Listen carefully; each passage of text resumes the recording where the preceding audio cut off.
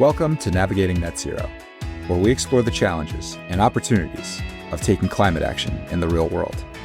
Each episode, your host Alexia Kelly sits down with leading climate change professionals and experts for honest conversations about what it means to make net zero a reality. Thanks for joining us. Let's dive in. Good afternoon, evening, morning, wherever you may be. Welcome back to another episode of Navigating Net Zero, where we explore what's working, what's not, and what's next as the global economy transitions during this incredibly important time. As we've been doing a series of book reviews, so talking with authors that have written books on the climate crisis, on a range of subjects related to the climate crisis, including solutions and our ongoing response. And I'm absolutely delighted to be here today with Dr. Britt Wray. Dr. Wray directs Circle at Stanford, where she leads cutting-edge work on climate resilience and mental health. She's a leading voice on climate anxiety, the author of Generation Dread, which we're going to talk about today, and a trusted communicator helping people navigate the emotional side of the climate crisis. She is the author of her first book as well, called Rise of Necrofauna, The Science, Ethics, and Risks of De-Extinction, which was published in 2017 and named a Best Book of the Year by The New Yorker. She holds a PhD in science communication from the University of Copenhagen and has hosted a range of science radio programs, podcasts, and television programs for international broadcasters, including the BBC and CBC, and has spoken at TED and the World Economic Forum. In addition, she's the founder of GenDread, gendread.substack.com, a newsletter about building courage and taking meaningful action on the far side of climate grief. Dr. Wray, I'm a big admirer of your work. Generation Dread in particular was really helpful. Thanks so much for joining me here on Navigating Net Zero. Thank you so much for having me, Alexia. It's great to be with you. What's funny, as I was reflecting on this conversation and preparing for it, I am what I would call kind of maybe not Generation 1.0, but 2.0 of environmental activists. I grew up in the 80s. I'm a millennial. I started my career actually 20 years ago next year in a time where we didn't really talk about our feelings related to climate change. There wasn't space, recognition, acknowledgement that working on this issue can be really challenging emotionally, psychologically, spiritually.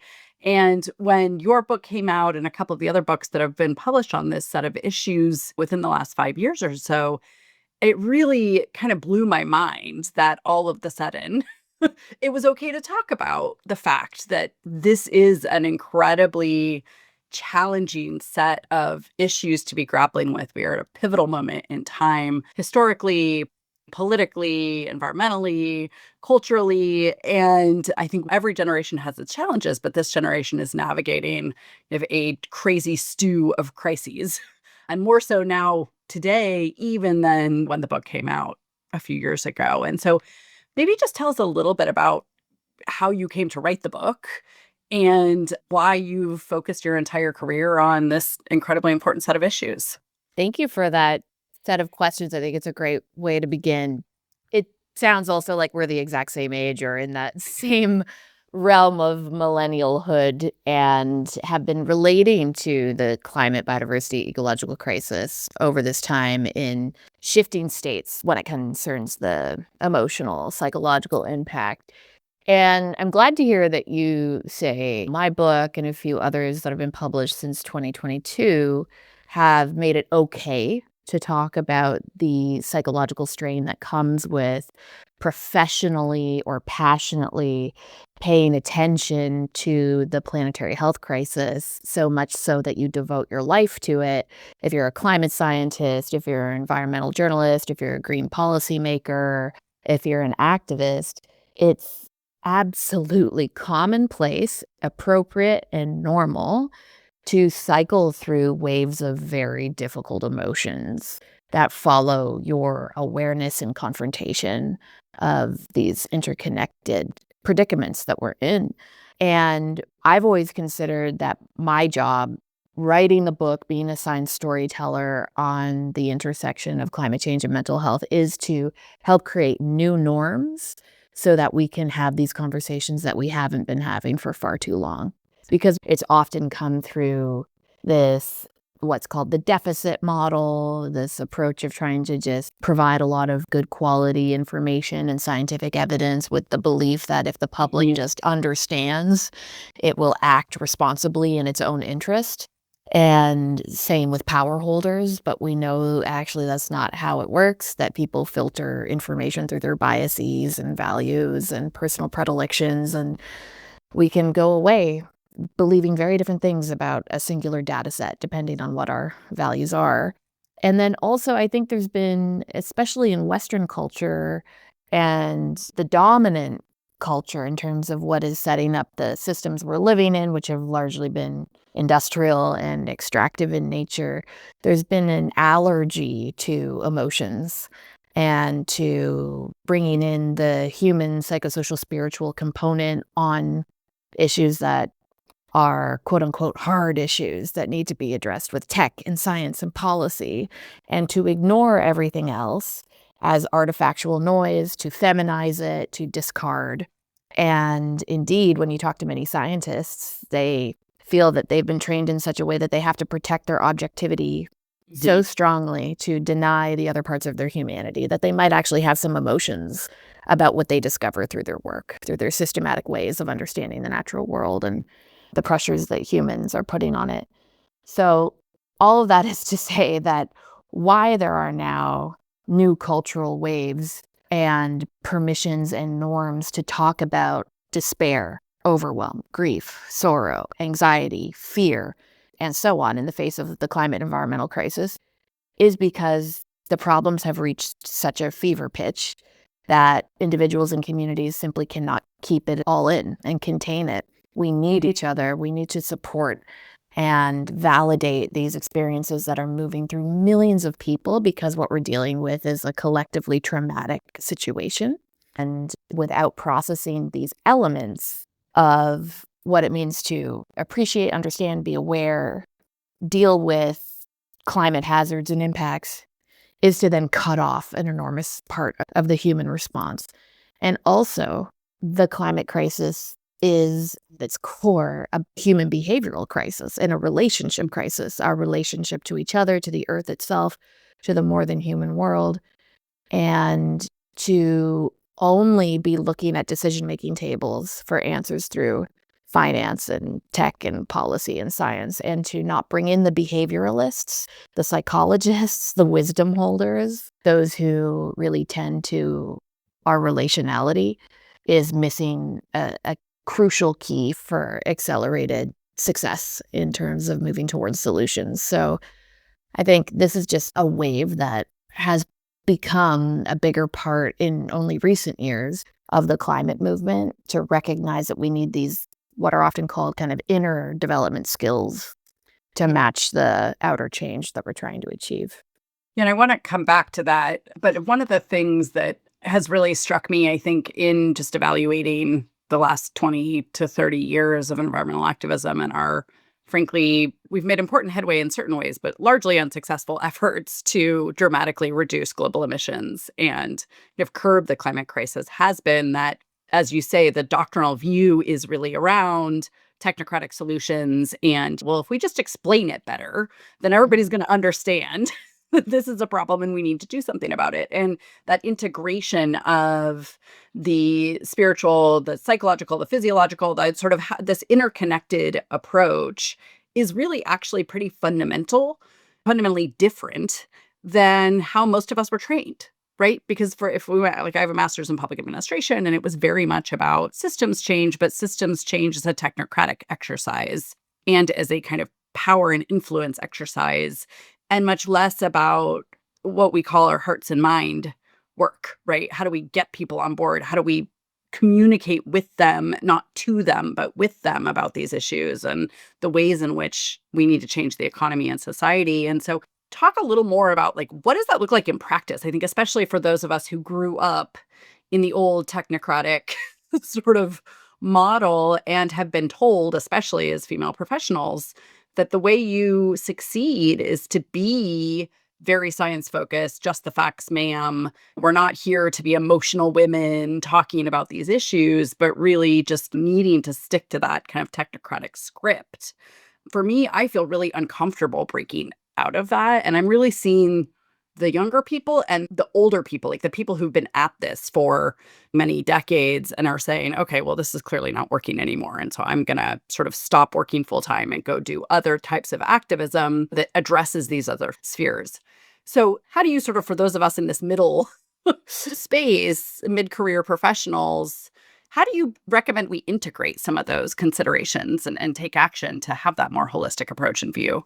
Beautiful question. I really sympathize. Yes, I also was trained in these ways and received through osmosis those lessons from the culture, from family, from institutions where I was trained, etc. Mm, But it comes at such a cost. hmm And whoever originally gave us that definition that what insanity means is to try the same thing again and again when you're not getting the results that you want or not making the change that you hope to see.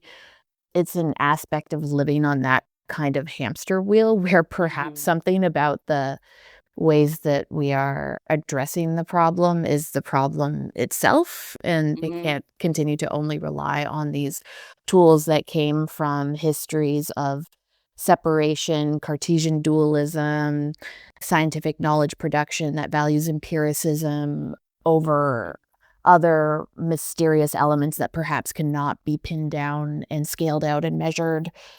And when understanding that our planetary life support systems are collapsing and we are moving outside of the safe operating system for humanity, and being able to then face with both eyes open the existential distress that naturally causes, and to flip that and realize there's nothing pathological about feeling some existential emotions around what climate science is telling us. It's actually a sign of care and concern and attachment to reality, and that we only hurt because we care and we love. And there's a process of opening up to the full truth and the world as it is through getting in touch with these emotions that can be really liberating and actually adaptive for enhancing our conviction and our courage and our love-driven action on these issues. And it's been said by, I believe the psychoanalyst name is Sherry Nicholson Weber, that the core work we need to be doing in this time of ecological breakdown is the work of mourning, of grieving, and that there's actually something quite alchemic about feeling and allowing yourself to open up with your heart to what is being lost, to what is being threatened, to the kinds of anticipatory losses that you can see that are baked in because of the lack of adequate action, and to not on the head level, but on the heart and body level, go through those emotional kicks and feel yourself getting hollowed out by it, because grief is not just about having these difficult emotions. It's about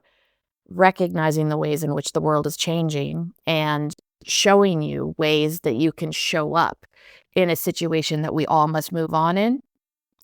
And so it's been said that grief is the cost of attachment. Grief is the price we pay for love. I love that sentiment, and it feels so profound, particularly in these times right now. You write in the book that grief can be a teacher, a pathway to purpose. What does that transformation look like in practice?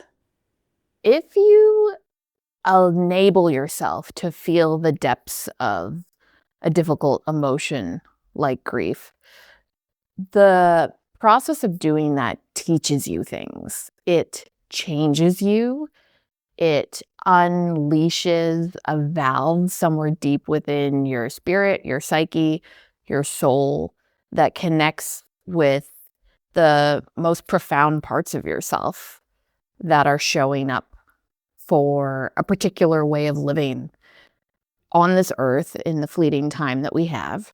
And it's a navigational tool for setting your direction of what you're going to do to reckon with the way in which you are relearning the world as the process of grief shows you that things that were really dear to you are now gone, and you have some choices to make about how to express your love, which is deeply interconnected part of that grief that simply cannot be extracted or detached from it. So if you don't try to shun it away, hide from it, paper it over, then it is this beautiful teacher, which is really about brushing all the distractions aside and drilling into the big questions in life, the existential meaning questions, which can then help you unfold towards a greater purpose. And that can look like any number of things.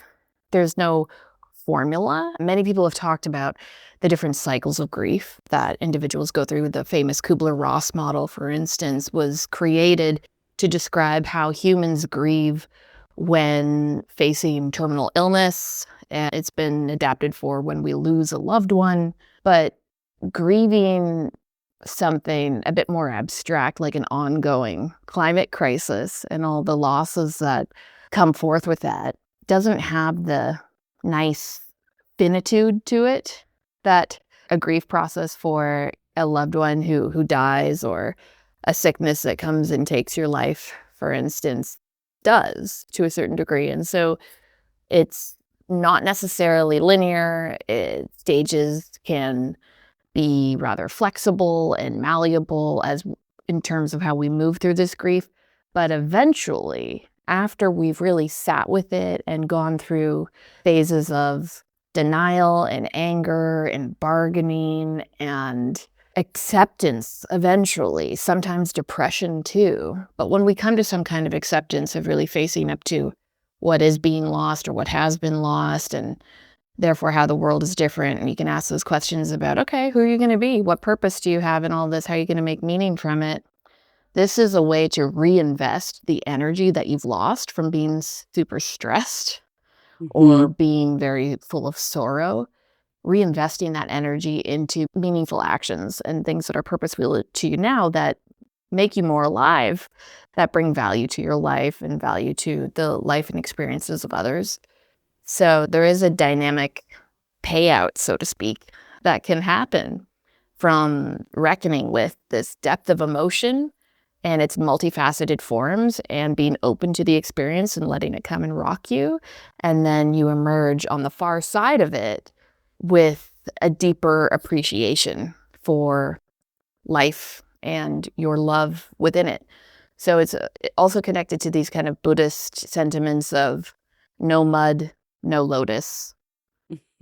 That these non-dual ways of looking at our existence, and that there is joy and simultaneously there is suffering in life. Both of these are part and parcel of the experience. And so we're going to dance with them, and without having that taught to us, for many, it can feel like a scary place, but it's actually a deeply natural, human, and enduring place for our species to explore.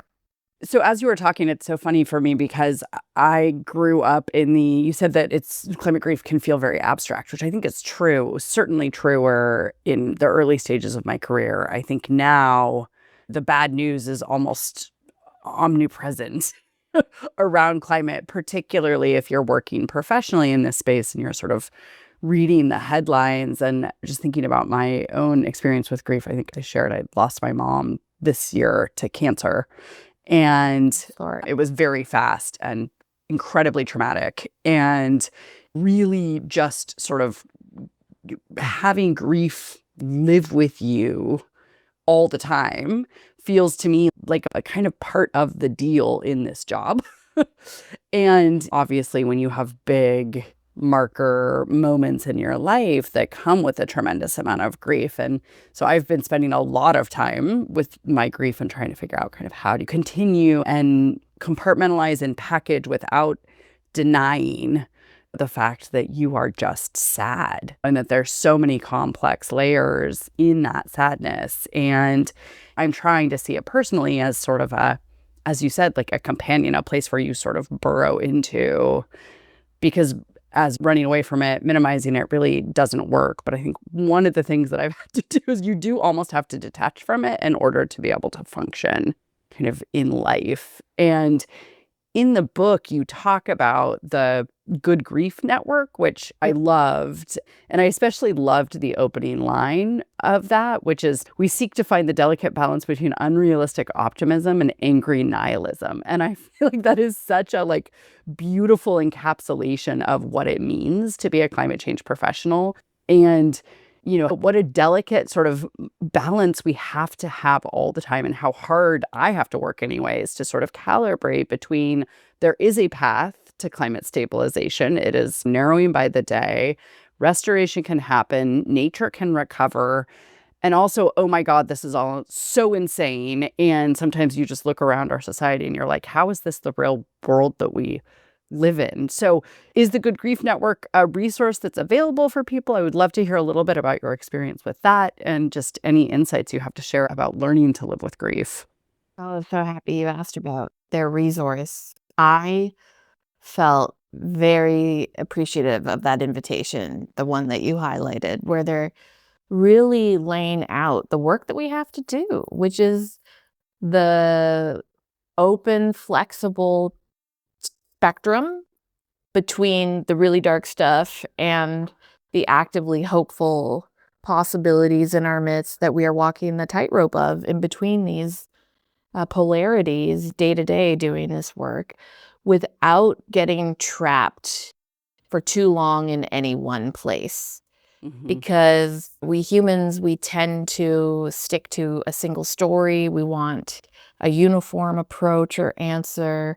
We are tripped up easily by cognitive dissonance, the idea of holding two opposing thoughts in the mind at the same time. But really, reality needs us to be capacious enough to privilege both the things that scare and frustrate us and the things that provide our continued commitment while believing it's worth it. And the thing is that in this space, especially when climate emotions come up, many people can get knocked off and go to cling desperately to one or the other side. And of course, we see a lot of discourse in ripping down and pointing fingers at people who express a lot of difficult emotions, and they get called doomers, and there's this kind of labeling, which in some cases is probably warranted, in others cases it's absolutely not, because you're not a doomer if you're fleshing out all of the overwhelming possibilities in our midst and the bad things that are already happening. And as long as you aren't giving up this notion that meaningful change is worth expanding yourself for and linking arms with others to try and move the needle on, it's only when you are committing to this narratively foreclosed idea of the future where the die is cast and there's nothing that we can do that label might be appropriate. But it's also the case that some of the most ruggedly optimistic people are those who see the darkness and wade into it and talk about it and express it to try and galvanize critical reflection and commitment from others. That Antonio Gramsci quote, "I'm a pessimist because of intellect, but an optimist because of will," this kind of idea. And so the Good Grief Network tries to invite that nuanced approach where they're not only cheerleading for solutions, they'll allow you to talk about the dark underbelly that scares you and to express the grief in community of like-minded others. But similarly, they are fueling the conversations about the good opportunities in our midst. Another quote is, "I'm not an optimist or a pessimist, I'm a possibilist." And I believe that's Max Lerner.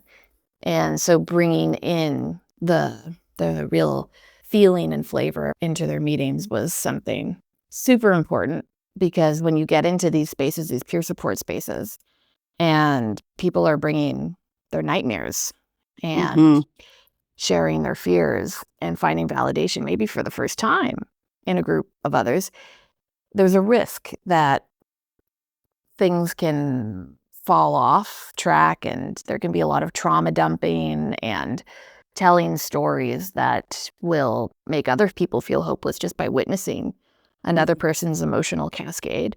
So it is important that that value set guides these meetings. And what the Good Grief Network has done is basically modeled a 10-step climate grief peer-to-peer support program modeled off of Alcoholics Anonymous.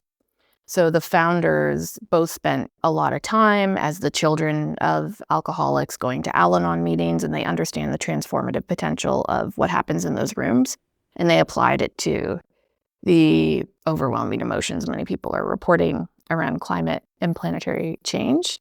And they have different themes each week. You meet predominantly online. Sometimes they take place in person. And you move through these weeks and you find that witnessing other people's experiences, lived experiences with their climate-related thoughts and feelings can be really emancipatory and make you feel less alone and validated in your concerns, because often it's hard to find this in our circles of loving friends and family. We don't have the social norms still to talk about this. There's still a damaging spiral of silence around a lot of climate topics, despite how much the polls show people care, but so few of us are actually talking to others about it.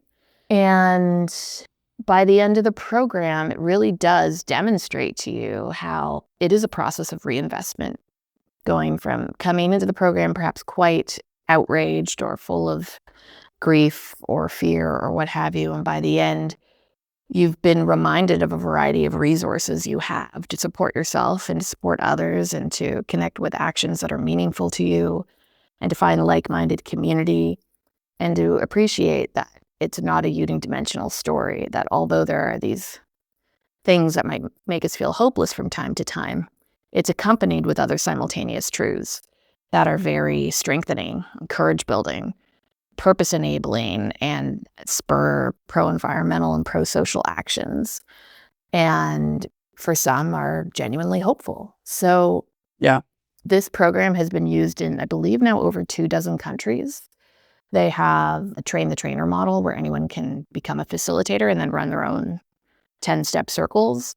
They've also created special spin-offs for parents because there's so much climate grief in the parenting community when contemplating what our kids are going to have to face over their lifetimes due to the lack of adequate action so far. And also Good Grief Network circles for youth. So it's a deep passion and love of the founders to make this type of resource available. And they're not the only one.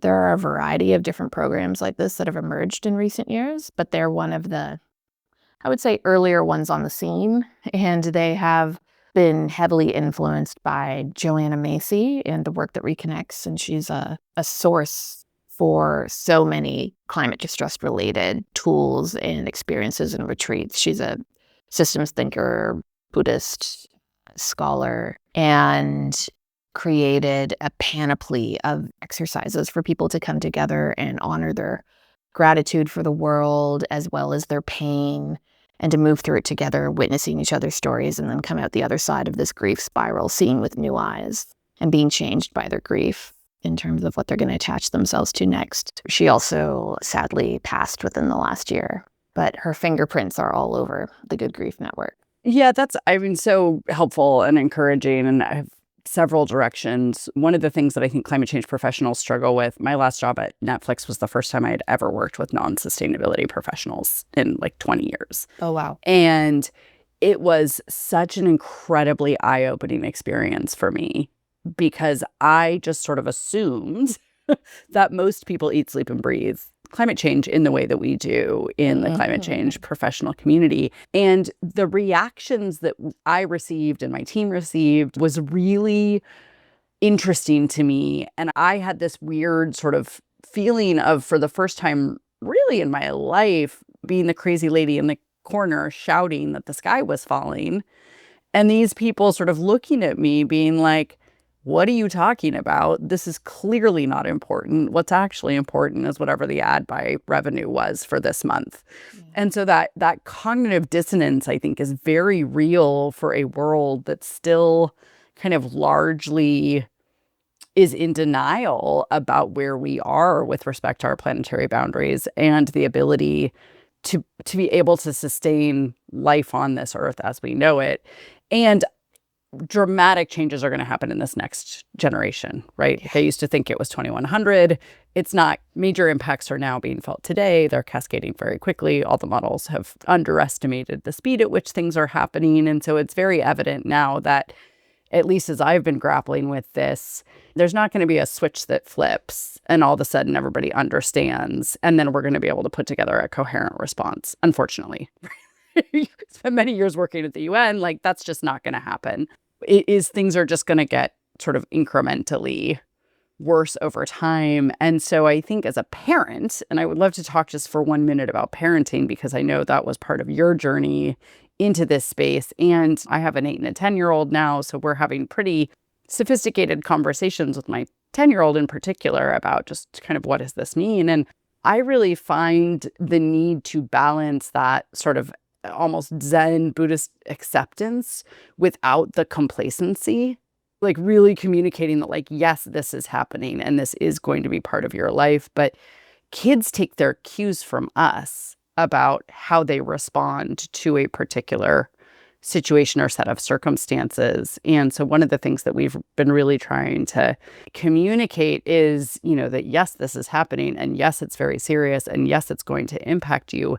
And also you have agency, and also you can do things to make it better. Because I think that combination of kind of internal and you talk about internal and external activism and that reconciliation process between those two things, I think as a parent, like you got to do your own work, right? Because those kids are just going to be your little mirrors for whatever work you haven't done. So talk a little bit about this internal versus external activism in the context of parenting, and like how you sort of connect those dots so that we can show our kids the way without being total doomers and having them be raised with even more kind of anxiety and stress and trauma than I think many of them are already experiencing just kind of in this crazy world they're growing up in.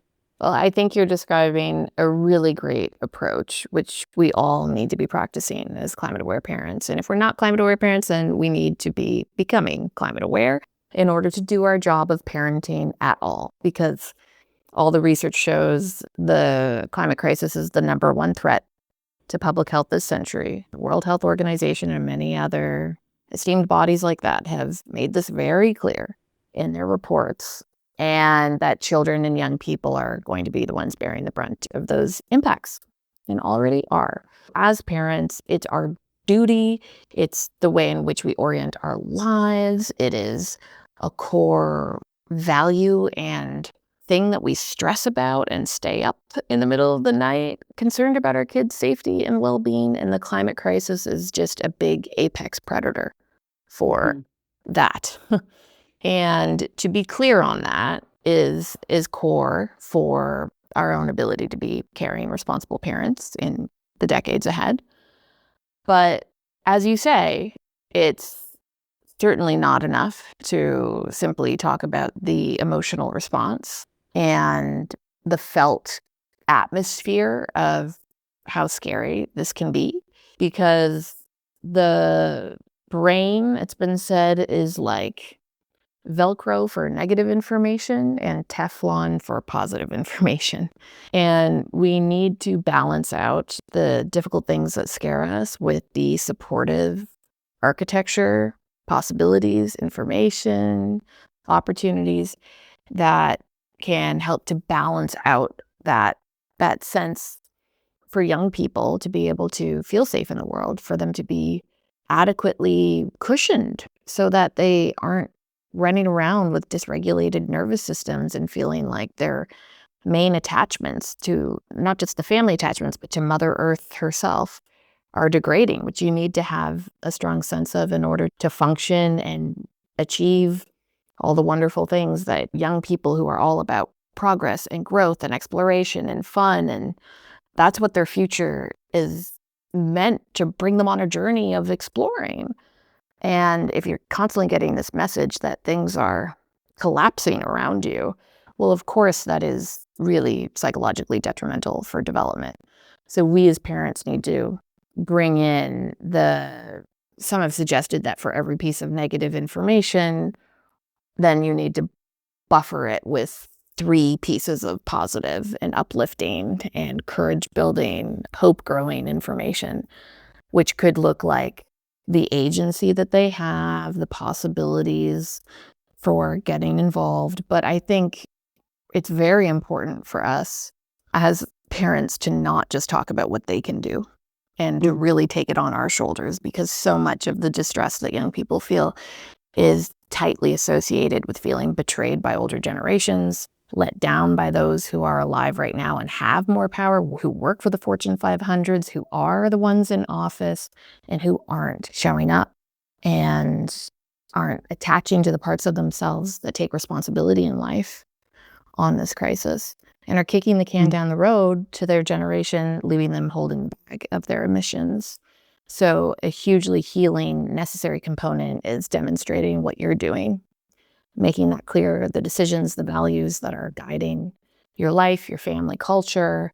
You can bring in this environmental awareness to the way that you're eating, the way that you're transporting your family around, to the extracurriculars and communities you get engaged with, some that are climate resilience minded, that are working on different mitigation adaptation projects. You can have it be a topic that just flows naturally like oxygen throughout the home without it being this really heavy thing.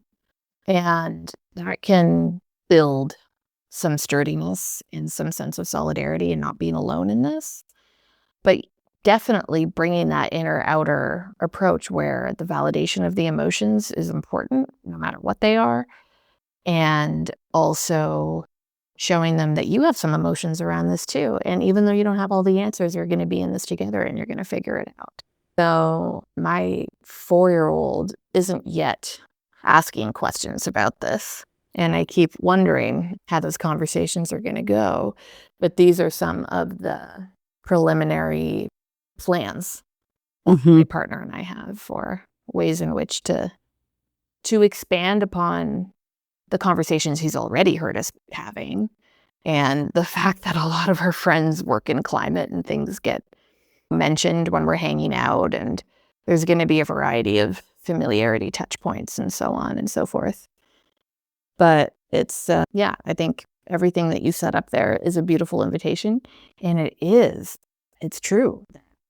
It's maybe a little bit disturbing sometimes, but it's really eye-opening and important for us to realize that the vast majority are not in the as engaged, as aware, as concerned, or as alarmed camp as we might be. You mentioned back at your last job when you realize that people are prioritizing other measures of a good life, and are usually to do with money as opposed to a livable planet, right? And those don't need to be as at odds with each other as they typically have been. But there's a lot of work that we can do to at least raise a next generation in our homes to have that sense of love for the more than human world and appreciation for why healthy environments are critical for their own health, that many people have simply missed because of the exposures they've had, the education they've chosen to take that has ignored this completely and written it off as a quote unquote externality. Yeah. Yeah. I mean, we speak the language of money, right, in America and in most of the rest of the global economy. And I guess I'll just say that's one of the reasons why I've dedicated my career to trying to figure out how we put prices on carbon, because that is the language that people speak. But I think also it's on reflecting, I'm coming up on 20 years working on climate change this year. And I have a lot of guilt about the fact that we have not done better and done more and been able to move the needle. And so I've actually really, especially lately, been intentionally sort of trying to focus on the places where we have made progress the last 2 decades, because that really helps make you feel like, yeah, okay. But it's also difficult because the work that we do, especially when you're working on climate change, feels very abstract unless you're really working on infrastructure deployment. Or so for those of us who work on policy, like it can be difficult because you're sort of having these high-minded, very esoteric conversations all the time that often feel a little detached from sort of the urgency. And also you just can't, you got to have a life. Like, you have to figure out how to live in this world and be happy and content, or at least accepting of the situation, because otherwise this issue will rob you of your peace of mind and of the feeling like you're living a life that's worth living, at least for me. And so they're like working really, I think many of us really have to work super hard to balance that duality. And one of the concepts you talk about is this idea of binocular vision. So can you just say 2 words about what that looks like and how that can be applied for struggling climate professionals?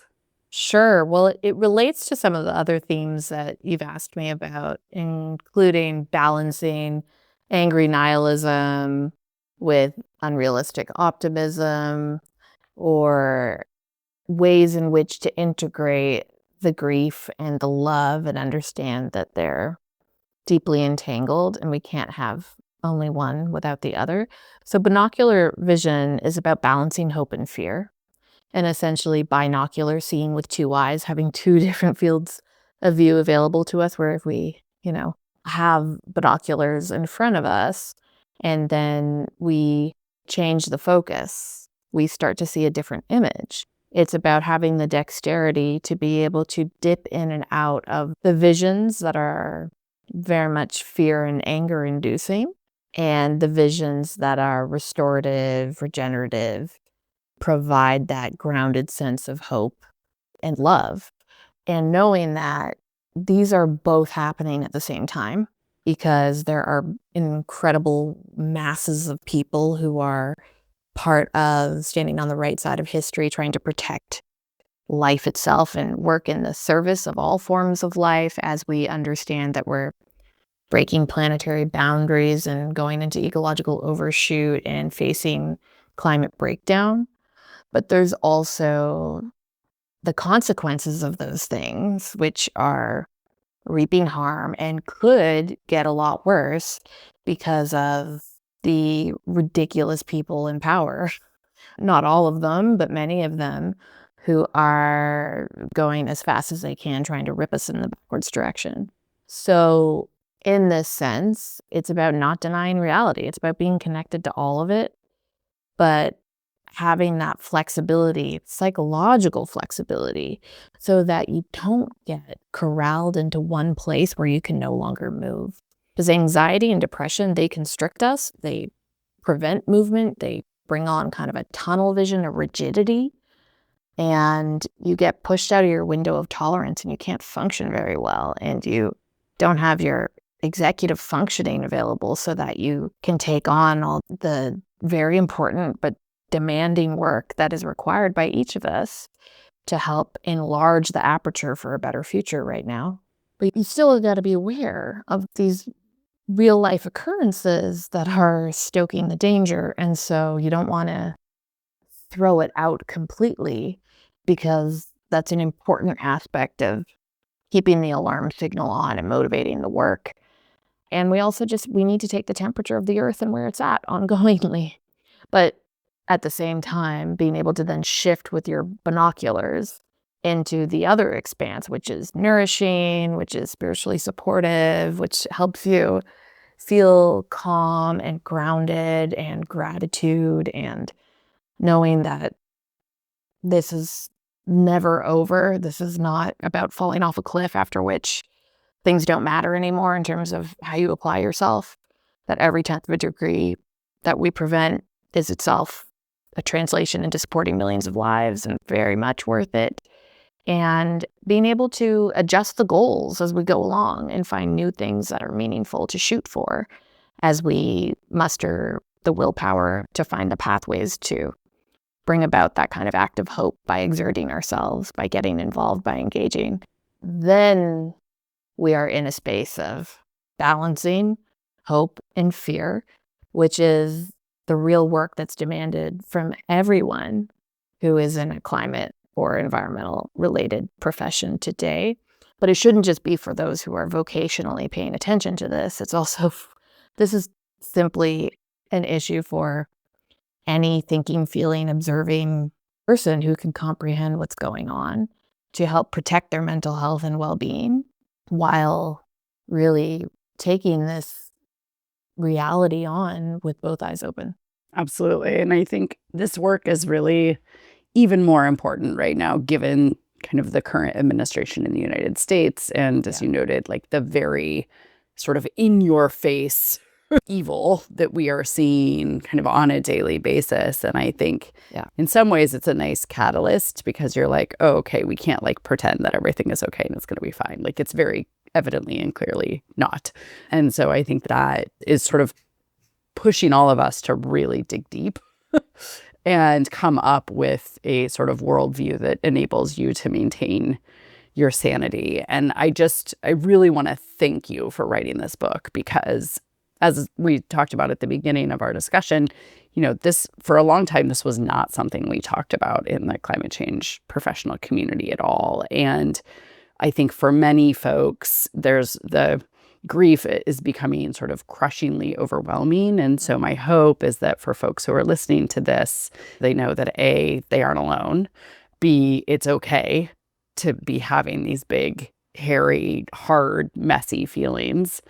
And that feelings aren't facts. Like we can feel our feelings, we can move through them, and also figure out kind of a way to recalibrate. So for people who are maybe struggling or just generally as you're trying to sort of get more comfortable with feeling these feelings, what are small steps that you would recommend people take to get going? Because I think sometimes people worry that, oh, if I sort of open the lid, Pandora's box of all the stuff that I've been pushing down for so many years is going to come pouring out.